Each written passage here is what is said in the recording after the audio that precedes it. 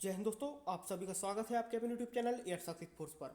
So friends, बात करने वाले हैं इंडियन एयरफोर्स बाई ग्रुप के सिलेबस के बारे में। देखिए, यहाँ पर जो आज का सिलेबस है वो आप सभी लोगों को पता होता है कि आपसे एक रागा का सेक्शन पूछा जाता है, आपसे रागा पूछी जाती है बाई ग्रुप में, और आपकी इंग्लिश पूछी जाती है। ये सभी लोगों को पता होता है। ज़्यादातर आप लोगों को यही सब बताते हैं कि आपसे रागा पूछी जाएगी, आपसे इंग्लिश पूछी जाएगी। रागा आपसे 30 नंबर की पूछी जाएगी, इंग्लिश आपसे 20 नंबर की पूछी जाएगी। तो ऐसा आपको सभी लोग बताते थे, पर ये आपको कोई नहीं बताता कि आपसे कौन कौन से टॉपिक पूछे जाते हैं। जैसे सपोज दैट मान लीजिए कि रागा आपका 3 सेक्शन में डिवाइड होता है। आप सभी लोगों को पता होगा इतना तो, कि रागा आपका जो 3 सेक्शन में डिवाइड होता है। सबसे पहले आपका अर्थमेटिक, जिसको आप अंकगणित बोलते हैं। सेकंड नंबर पे आपका रीजनिंग। थर्ड नंबर पे आपका जीके जीएस का। तो ये जो पोर्शन आपके डिवाइड होते हैं, इसमें आपके टॉपिक बताए जाएंगे किस किस चैप्टर से आपके क्वेश्चन आते हैं। आपको चैप्टर डिटेल वाइज यहाँ पे समझाया जाएगा कि आपके अर्थमेटिक में कौन सी टॉपिक है, आपके रीजनिंग में। ऐसे तो आपके अर्थमेटिक अगर आप पढ़ने जाएंगे तो आपके कम से कम 65 तक आपके टॉपिक होते हैं। अगर आप एक बुक लेंगे, कोई भी आप पब्लिकेशन की अगर बुक लेंगे, तो उसमें आपके 65 चैप्टर होते हैं, 65 आपके चैप्टर होते हैं। तो आपका सभी पढ़ेंगे। सिर्फ आपको सिलेक्टेड चैप्टर्स पढ़ने होते हैं कि आपके बायो ग्रुप में रीजनिंग में आपसे क्या पूछा जाएगा, अर्थमेटिक में क्या पूछा जाएगा, और आपके जीके जीएस में कौन कौन से पोर्शन आपसे पूछे जाते हैं। तो फ्रेंड्स, चलिए आपके आज का जो वीडियो वो आपका स्टार्ट करते हैं। तो वीडियो स्टार्ट करने से पहले आपसे रिक्वेस्ट है कि अभी तक आपने अगर चैनल को सब्सक्राइब नहीं किया तो एक बार चैनल को सब्सक्राइब जरूर कर लें। तो देखिए फ्रेंड्स, हम लोग आ चुके हैं इंडियन एयरफोर्स के ऑफिशियल सिलेबस पर। ये मैंने जो सिलेबस है वो आपका ऑफिशियल इंडियन एयरफोर्स की साइट से डाउनलोड किया हुआ है, और उसको एक ही पीडीएफ में कन्वर्ट कर दिया है, जो आपका पूरा बाई ग्रुप का सिलेबस है। मैंने पहले जब एक्स ग्रुप का सिलेबस बताया तो बहुत से स्टूडेंट कह रहे थे कि सर इसकी पीडीएफ चाहिए, क्योंकि मैंने जो सिलेबस का आपका क्रम लगाया है वो एक ही पीडीएफ में पूरा सिलेबस है। इसमें आपका मैथ भी है, उसमें आपका फिजिक्स भी है, और उसमें आपका इंग्लिश भी है। तो यानी कि एक ही पीडीएफ में आपके तीनों सिलेबस के जो चैप्टर है वो आपके एक ही पीडीएफ में आपको मिल जाएंगे। तो वो मैंने अपने टेलीग्राम चैनल पर पीडीएफ डाल दी थी, वहाँ से कई स्टूडेंट्स ने उसको अपना डाउनलोड कर लिया होगा और उसको समझ गए, क्योंकि बहुत से स्टूडेंट्स ने कहा था कि वो हमको पीडीएफ चाहिए। तो एयर सक्सेस फोर्स के आप टेलीग्राम चैनल पर जाइए। अगर आप एयरफोर्स के स्टूडेंट हैं तो वहाँ से जाके आप उसको डाउनलोड कर लेना, और ये भी आपके बाई ग्रुप के सिलेबस की पीडीएफ इसी टेलीग्राम चैनल पर डाल दी जाएगी। इसको आप ज्वाइन कर लेना, इसकी लिंक आपको डिस्क्रिप्शन में मैं प्रोवाइड करा दूंगा। तो फ्रेंड्स, चलिए बात करते हैं आपके सिलेबस के ऊपर। तो सबसे पहले जो बात है वो करेंगे आपके रागा की। इंग्लिश के पोर्शन से स्टार्ट करते हैं, क्योंकि आपसे जो एग्जाम है वो आपसे पहले इंग्लिश ही पूछी जाती है। तो इंग्लिश को समझ लीजिए कि आपसे जो इंग्लिश है वो आपसे कॉम्प्रीहेंशन, यानी जिसको आप पैसेज भी बोलते हैं। पैसेज में आपके 3 टाइप से आपके क्वेश्चन बनते हैं, 1 2 3। यहाँ पे आप देख सकते हैं कि पैसेज को या तो आपका अंडरस्टैंड, जो आपकी डायरेक्ट पैसेज से आपके क्वेश्चन आ जाते हैं। सेकंड नंबर पे आपकी जो आपकी ड्रॉ लाइन रहती है, जैसे इतने के पीछे आपकी ड्रॉ लाइन जो खींच दी जाती है, इसके नीचे क्वेश्चन के नीचे ड्रॉ लाइन खींच दी गई कि इसके स्थान पर कोई भी अलग वर्ड आ सकता है। ऐसा नहीं, जो आप समझते हैं कि इसके स्थान पर इसकी पूर्ति और कौन कर सकता है, वो आपसे पूछ सकता है। और आपसे वोकेबलरी, जैसे आपका कोई भी वहाँ पे दे दिया गया, ऐसे इधर शॉर्ट के नीचे अगर कर दिया गया तो इसको बताएंगे कि इसका अलग मीनिंग क्या हो सकता है। यानी कि आपसे एंटो भी पूछ सकता है, आपसे सिनो भी पूछ सकता है। और ये अंडरलाइन का जो आप समझ रहे हैं सेकंड वाला, ये है कि आपसे ईडियम्स भी पूछ सकता है। यहाँ पे जो चांसेस रहते हैं ईडियम्स बनवर्ड आपसे ये वही पूछता है, क्योंकि जो ड्रॉ लाइन होती है इसका ईडियम्स क्या होगा, इसका बनवर्ड क्या होगा, ऐसे आपसे पूछता है आपके पैसेज में जो आपके 3 टाइप के क्वेश्चन बनते हैं। उसके बाद आपका ग्रामर का जो पोर्शन होता है, व्याकरण, उसमें आप ये समझिए कि आपसे वर्ब से क्वेश्चन बनेंगे। ये आप समझ रहे हैं कि वर्ब से एरर के क्वेश्चन बनेंगे, यूज ऑफ वर्ब के क्वेश्चन बनेंगे। और वही आपका यहाँ पे जो पोर्शन है वो ग्रामर वाला, sequence of tenses and errors, ये एरर्स वाला आपका जो सिंटेक्स का जो पोर्शन होता है, कंपाउंड कॉम्प्लेक्स वाला, ये यहाँ से क्वेश्चन बनते हैं। और आपके ट्रांसफॉर्मेशन जो आपके सेंटेंस होते हैं, ये आप देख रहे हैं इधर पे, compound complex, simple, negative, affirmative, comparative degree, positive degree, superlative degree, ये आपके बनते हैं। ये आपका सिंटेक्स में आता है, जो जिसको आप सिंटेक्स समझते हैं। ये आपका सिंटेक्स के पोर्शन से पूछा है। जो आप लूसेंट अगर आपके पास बुक होगी तो उसका जो फर्स्ट ही चैप्टर है उसमें आपके समथिंग 43 रूल्स आपके दिए गए हैं, जो आपके एग्जाम के लिए इंपॉर्टेंट है। समथिंग आपके 43, शायद 43 या 45 आपके रूल दिए गए हैं। अगर वो आप देखेंगे तो उसमें जो आपके 40 जो रूल हैं वो आपके मोस्ट इंपॉर्टेंट है आपके एग्जाम के लिए, चाहे एयरफोर्स के स्टूडेंट हो, चाहे आप फिर एक्स ग्रुप के हो, चाहे आप बाई ग्रुप के हो। तो यहाँ पे आपको ये बुक लेके लूसेंट वाली उससे पढ़ लेना, जो सिंटेक्स का पोर्शन, वहाँ से 2-3 क्वेश्चन आपके आ जाते हैं।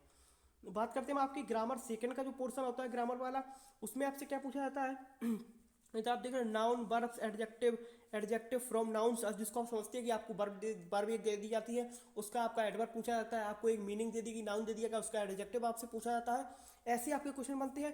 डिटरमाइनर्स आपसे preposition, noun, pronoun, adjective, verb, conjunction, model, इधर आप क्लॉजेस देख रहे हैं, noun clause, adverb clause, conditional and time and relative. ये आपके कंडीशनल सेंटेंस जो आपके ये इफ वाले होते हैं, वो आपके जो 3 टाइप्स में डिवाइड होते हैं, वो आपके सेंटेंस। उसके बाद वोकैबुलरी के पोर्शन में देखें वोकैबुलरी के, तो आपके सिनो एंटो, ये तो आपके मोस्ट इंपॉर्टेंट, आपको याद करके जाना ही है कि दो दो क्वेश्चन आपके बनते हैं सिनो एंटो से। तो सिनो है, एंटो है, वन वर्ड है, स्पेलिंग है मिस स्पेल्ट है, जिसको आप स्पेलिंग समझ रहे हैं ये मिस स्पेल्ट है आपकी। उसके बाद आपका सिंपल इडियम फ्रेज जो आपके होते हैं, और word often confuse selecting the correct word fitting in a sentence. जैसे आपका कोई एक ऐसा पैराग्राफ बना के दे दिया जाता है, उसके इधर सेंटेंस लिखा हुआ है इतने में और इधर लिखा हुआ है, ये जो आपका बीच का जो गैप होता है, इधर पे आपका करेक्ट वर्ड एक भरने को आपको दे देता है कि इस स्थान पर क्या आएगा, वो आपको चार ऑप्शन देके जो आपका सेंटेंस होगा उसके हिसाब से आपसे पूछेगा। तो यहाँ से आपका है नरेशन, ये आपका इनडायरेक्ट, जिसको आप इनडायरेक्ट इनडायरेक्ट बोलते हैं, ये आपका आता ही आता है, आपको पता होगा। यहाँ पे इसके टाइप्स हैं कि इस टाइप से इतना बन सकती है, तो इसके टाइप के चक्कर मत पड़िए, आपको सीधा डायरेक्ट डायरेक्ट को पूरा पढ़ना है, उसके रूल को पढ़ना है। आपको ये टाइप के चक्कर में आप पढ़ेंगे तो आपको परेशान हो जाएंगे।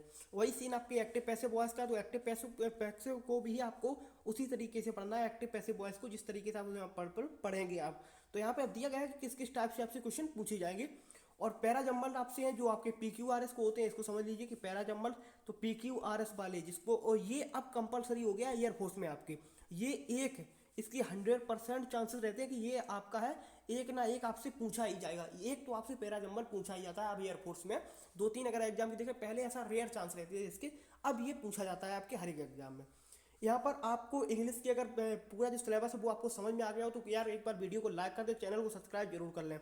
बात करेंगे आपके अब रागा की सेक्शन की। यहाँ पे आपका देख सकते हैं रागा को मैंने यहाँ पे आपका लगाया हुआ है। सबसे पहले अगर आप सिलेबस के रागा को देखें, मैंने बोला कि आपका जो डिवाइडेशन होता है वो तीन पार्ट में आपका होता है, रीजनिंग, अर्थमेटिक और आपका जीके जीएस। तो उसी क्रम में यहाँ पर लगाया गया है। सबसे पहले रीजनिंग की बात करेंगे, वर्बल एंड नॉन वर्बल।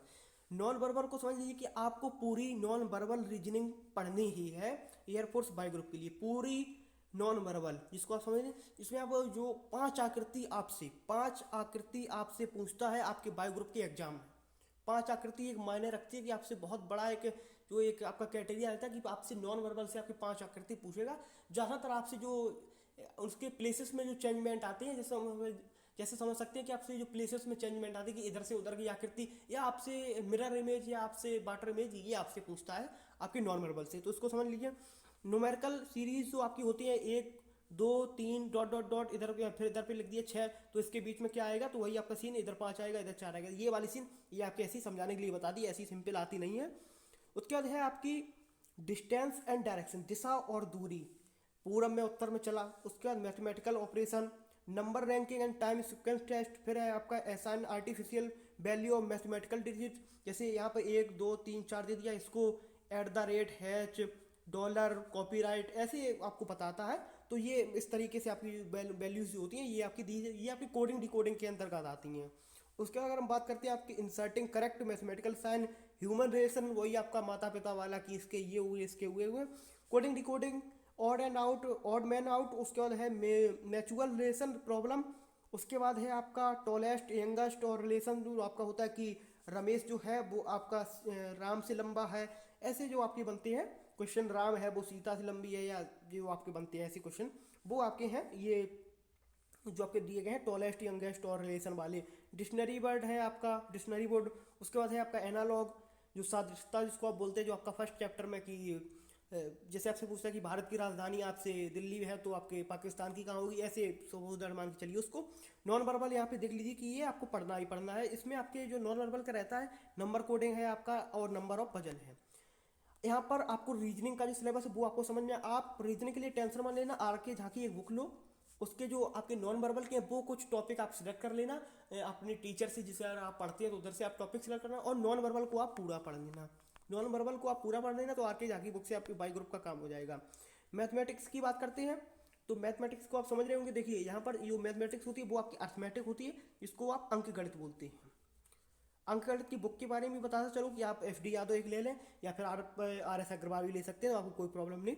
तो FD यादव या RS अग्रवाल में से कोई आप ले सकते हैं, इनमें से दो वो। FD यादव आप लेंगे तो ज़्यादा सही रहेगा, क्योंकि आपके बेसिक्स ही मैथ में पूछे जाते हैं बाई ग्रुप में। बात करें हम आपके मैथमेटिक्स की, तो रेशियो एंड प्रोपोर्शन आपका अनुपात समानुपात, एवरेज है आपका औसत, LCM SCF वो आपका मासा और लासा जो होता है, प्रॉफिट लॉस है आपका लाभ हानि, distance time and distance speed. इससे आपके दो क्वेश्चन बनते हैं रेलगाड़ी प्लेटफॉर्म वाले, तो इसको आपको थोड़ा अंडरलाइन करके जाना है, ये आपका इंपॉर्टेंट चैप्टर है एक। परसेंटेज आ गया तो आपको प्रॉफिट एंड लॉस आ जाएगा। सिंप्लीफिकेशन है आपका, फ्रैक्शन है, सिंप्लीफिकेशन से भी क्वेश्चन बनते हैं। फ्रैक्शन है आपका, इधर से कम चांस रहते हैं आपके फ्रैक्शन से। और वही आपका एरिया ऑफ ट्रायंगल, यहाँ से आपके क्वेश्चन बनने के चांस बहुत रहते हैं। अगर आप प्रैक्टिस सेट भी देखेंगे, अगर पब्लिकेशन का प्रैक्टिस सेट देखें तो वहाँ पर आपके एरिया ट्रायंगल से यहाँ से क्वेश्चन आपको देखने को मिलते हैं। एक दो से तीन क्वेश्चन आपको। सरफेस एरिया वॉल्यूम, ये आपका इसी का चैप्टर है पूरा, कॉनिक सेक्शन वाला है ये। प्रोबेबिलिटी है आपका, और आपका सिंपल ट्रिग्नोमेट्री से एक दो क्वेश्चन आपके साइन कॉस वाले बनते हैं। ये आपका रहा थर्ड पोर्शन, जिसको आप general knowledge and current affairs, और इसको आप जीएस भी बोल सकते हैं, क्योंकि यहाँ पर आपका जो जनरल साइंस का है, आपसे एक से दो क्वेश्चन आपके फिजिक्स के पूछता है। आपके बायो ग्रुप में फिजिक्स के वो 10th लेवल के आपसे क्वेश्चन पूछता है। बाई चांस हो सकता है ज़्यादा से ज़्यादा तो आपके बायो के भी क्वेश्चन एक आध क्वेश्चन आपका मुश्किल से बन सकता है। सिविक्स, उसके बाद ज्योग्राफी, फिर आपका करंट अफेयर्स है, करंट इवेंट्स, उसको आप करंट अफेयर्स भी बोल सकते हैं, और आपका हिस्ट्री, और आपका बेसिक कंप्यूटर ऑपरेशन, कंप्यूटर से एक आध क्वेश्चन आपका बनता है कंप्यूटर से। तो यहाँ पर जो आपका सिलेबस है रागा का, वो पूरा यहाँ पर कंप्लीट हो गया। आपका इंग्लिश का सिलेबस पूरा कंप्लीट हो गया। अब यहाँ पे अगर आपका कोई भी डाउट्स वगैरह रहता है सिलेबस को लेके, तो आप कमेंट सेक्शन में पूछ सकते हैं। और ये जो पीडीएफ है आपको सिलेबस की, ये आपकी इसी टेलीग्राम चैनल, इसी नाम से आप सर्च कर सकते हैं, एयर सक्सेस फोर्स के नाम से टेलीग्राम चैनल है, उसको ज्वाइन कर लें। ये आपको पीडीएफ जो है सिलेबस की, एयरफोर्स बायो ग्रुप सिलेबस के नाम से आपको मिल जाएगी। तो आई होप आपको वीडियो अच्छी लगी होगी। अगर आपको वीडियो अच्छी लगे तो वीडियो को लाइक करें और चैनल को सब्सक्राइब जरूर कर लें। जय हिंद दोस्तों, अब आपसे मुलाकात होगी अगले वीडियो में।